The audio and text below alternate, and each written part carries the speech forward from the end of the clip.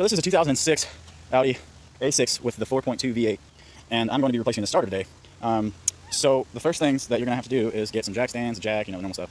But you're also going to need a lift for your engine or support of some sort. I went with a bridge. It's pretty useful. Book says that you're supposed to remove all this stuff to get to this. I just used a chain, and it seems to be working fine. We will be removing the motor mount, so it's absolutely necessary to make sure you support it. If you don't, you're going to have a really hard time getting the motor mount back in. And also, I mean, it'll be hard to remove it. First things first, of course, after you support that, you have to disconnect your battery. You're going to remove the wheel, and then you're just going to remove this bolt. It is, I believe, like a T20. And then the next thing you're going to do is remove the 3 bolts from the shield on the axle. So I've already removed my bolts, and I'm going to pull the shield off. I think they're a T40 or they're a hex head. Fucking German. There we go. Get you out of here. This job bolt's $220. So if you're watching this, just know that you're in for a ride. The bolts look like this, by the way. To get to the top bolt, you're definitely going to need a long extension. I'm using a 12-inch with a swivel. And yeah, so I've got a little magnet thing because it's still $2 in the one. So, all right, and after you remove those 3 bolts, there's one on the right, one on the left, one on the top. We'll get to the next step. So your next step, you're going to remove the stabilizer mount bolts on this side and that side over there. These are 13 millimeter. I thought the grease was enough to hold it on there. Guess not. All right, so it is a 13, and then you remove those, and then we'll move on to the next step.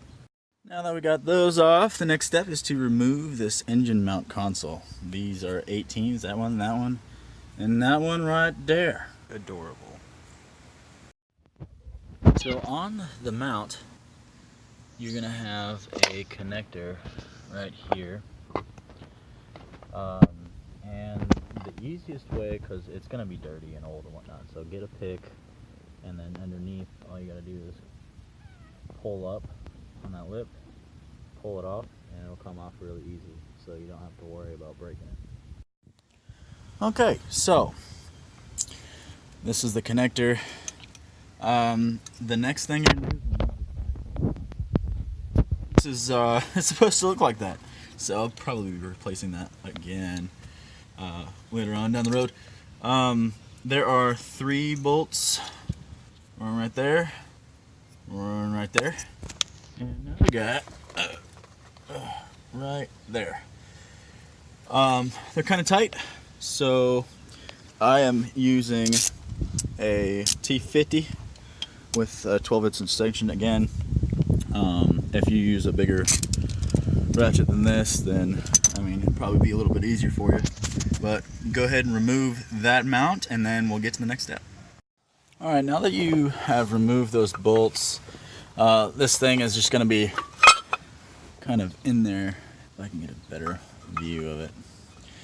Anyway, so I wouldn't worry about trying to remove this because these wires are in the way, and we got to pull this ground wire off the starter, and then the wire off the starter back here, and then it'll pull out pretty easy. So let's go ahead and do that. I believe that might be, no, it's on the back side. All right, these 2 wires, this one's on the back side of the starter here, and it is a, here I'll zoom out so you can get a good idea of where this is at. All right, so here's your starter. On the back side is a 13. This other wire right there, this guy, that's a 13. Just remove those. Okay, so you remove this guy here, that guy from back there, and then you can weasel out that mount. And then there's one more, and it's a clip. It's a little hard to get to. I don't want to break it, so I'm just going to go ahead and remove the bolts for the starter itself. And then once I remove the starter, I'll have way easier access to this clip here, so that way I don't break it. Alright, so this guy right there, that one, see him right there? He is a 16. I'm not seeing another bolt on this side, but there has to be another one. Oh, he's on the far back over there. I bet you it's another 16. You see him? Right here.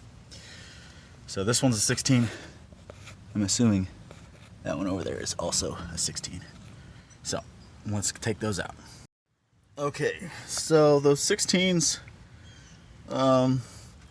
this guy and the guy that was back there, really tight. So you're going to want a 3-inch extension and something with a lot of leverage because it's tight.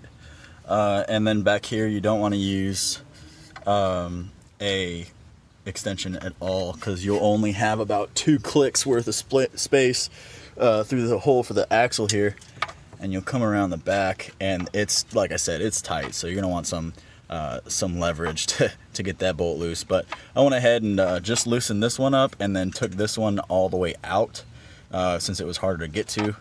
And then I'll go ahead and remove the starter as soon as I get this bolt out. So there's the starter. It has been removed. Turns out I didn't even need to worry about it because that clip is already broken. So based on the way it looks there, you can get a good idea on what kind of clip it is and then remove it while it's still up there. But it was relatively easy to get out with it still plugged in. And then there she is. Your installation process is going to be the opposite way around. Also, you can use this video as a reference if you haven't purchased your starter yet, just so you know exactly what it looks like.